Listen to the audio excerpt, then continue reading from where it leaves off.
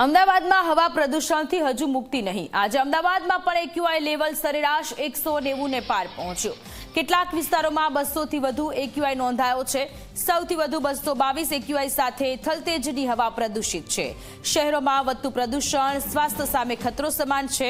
હવાના પ્રદૂષણના કારણે અનેક બીમારીઓ થઈ શકે છે। તો અમદાવાદની હવા કે જે હવે શુદ્ધ નથી રહી, કારણ કે ઘણા બધા વિસ્તારોમાં એક્યુઆઈ 200 ને પાર પહોંચ્યો છે। થલતેજની હવા સૌથી વધુ પ્રદૂષિત છે।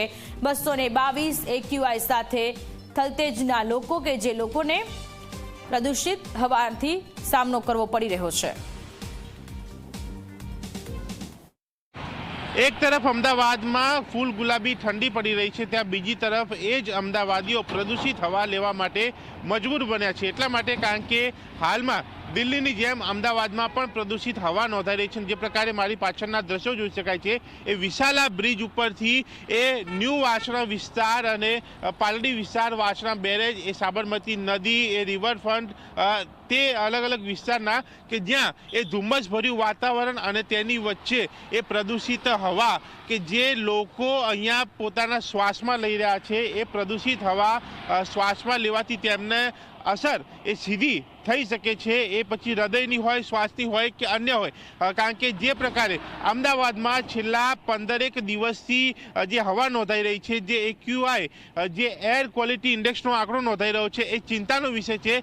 જે અંગે ડૉક્ટરોએ પણ ચિંતા વ્યક્ત કરી છે। અને ખાસ કરીને જો આજની વાત કરવામાં આવે તો આજે જે પ્રકારનું આ વાતાવરણ છે, એ ધુમ્મસભર્યું વાતાવરણ કે જ્યાં એ સૂરજ નીકળવા છતાં પણ એ માહોલ જોઈ શકાય છે કે કેવા પ્રકારનો માહોલ એ ધુમ્મસ એ અમદાવાદમાં છવાયેલું છે। અને તેની વચ્ચે એર ક્વોલિટી ઇન્ડેક્સનો આંકડો અમદાવાદમાં 200 ઉપર આવી રહ્યો છે। અને તેની સાથે જો વાત કરું અલગ અલગ વિસ્તારમાં, તો ત્યાં પણ લગભગ 150 થી ઉપરનો જે એર ક્વોલિટી ઇન્ડેક્સ જે છે તે હાલ જોવા મળી રહ્યો છે। એનો મતલબ એ થયો કે જે અમદાવાદમાં એર ક્વોલિટી ઇન્ડેક્સનો આંકડો જે છે એ અનહેલ્ધી હાલ જોવા મળી રહ્યો છે, જે લોકોને સીધો અસર કરતો કહી શકાય છે। અને ખાસ કરીને જ્યારે અમદાવાદ મ્યુનિસિપલ કોર્પોરેશન એ ગ્રીનરી ઉપર, એ વૃક્ષારોપણ ઉપર ધ્યાન આપતું હોય, એ વિવિધ પ્રયાસો કરતું હોય, એ 5 વર્ષમાં 500 કરોડ રૂપિયા ઉપર ખર્ચવાની વાત હોય,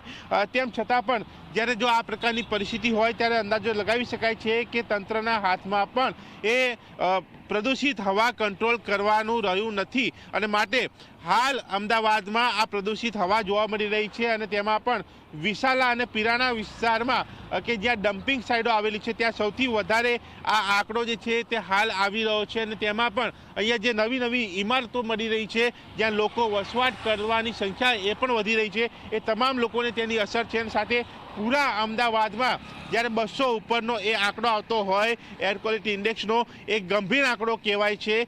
જે ગંભીર આંકડા સાથે હાલ લોકો એ પ્રદૂષિત હવા પોતાના શ્વાસમાં લેવા માટે મજબૂર બન્યા છે, જ્યાં જરૂરી છે કે લોકો સ્વ ઉપાય કરે, તંત્ર પણ આ બાબતે ધ્યાન આપે, જેથી કરીને આ આંકડાને કંટ્રોલ કરી શકાય। અને દિલ્હીની કમ્પેરિઝનમાં હાલ અમદાવાદની ગણતરી થાય છે, પરંતુ દિલ્હીમાં જે આંકડો આવી રહ્યો છે તે આંકડો અમદાવાદમાં ન આવે, તે પરિસ્થિતિ ન બને, તે પણ અહીંયા ક્યાંક તંત્રએ ધ્યાન રાખવાની જરૂર છે, જેથી કરીને એ પ્રદૂષિત હવાથી લોકોને બચાવીને એક નિરોગી, એક સ્વસ્થ જીવન જે છે એ લોકોને આપી શકાય।